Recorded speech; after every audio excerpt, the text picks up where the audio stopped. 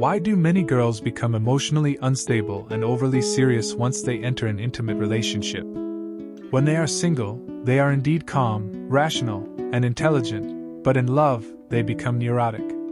The answer is that most of these girls have a complaining, accusing, and unhappy mother or father. The parents' emotions directly determine the daughter's emotions in relationships. From the perspective of cognitive psychology, let's discuss why these women are very prone to arguing with their partners over trivial matters. The first reason is that the personality development of these women has stagnated.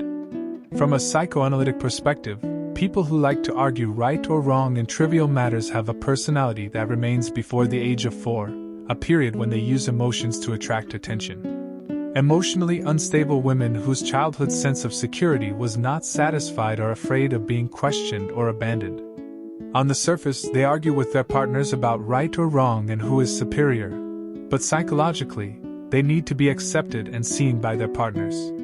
Once they sense that they are not being seen or accepted, they feel anger and express it to be noticed, similar to how children misbehave or cry when denied candy. The second reason is symbiotic dependence leading to a desire for catharsis. Whether in parent-child relationships or between couples, unhealthy dependency relationships lead to a strong desire for catharsis in one party. Similar to many parents and children whose relationships become hostile due to a lack of security, it is because an insecure mother or father makes the child bear the burden of compensating for their lack of security, a part that actually requires their respective parents and themselves to bear. This lack of security from parents makes the child constantly focus on themselves, engage with their emotions, and resist the parents. During the child's growth, the process of differentiation from parents, feeling emotionally hijacked by parents, unknowingly causes the child to lose the ability to be independent.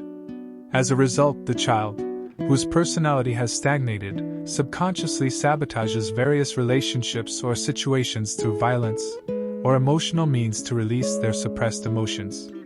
Where there is oppression, there is resistance. The oppressive behavior of parents towards daughters will eventually backfire on parent-child relationships and on the girls' intimate relationships.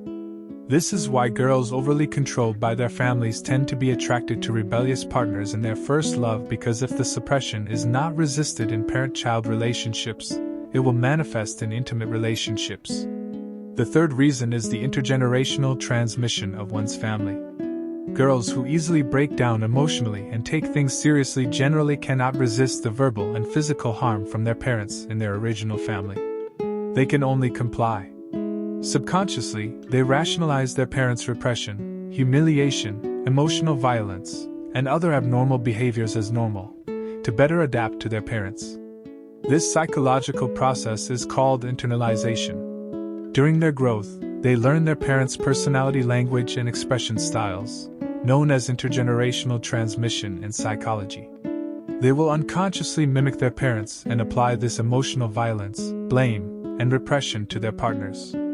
Therefore, behind every person with emotional or personality disorders, there is usually a very similar parent.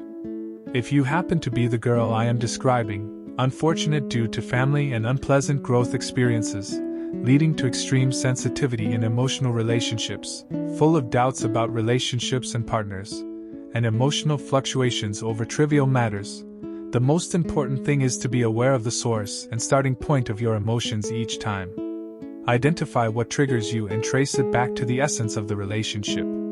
Embrace the unpleasant emotional experiences of the past. Embrace that part of yourself filled with pain. Hug yourself, accept yourself, love yourself, and give yourself a sense of security. This is a journey of self-redemption.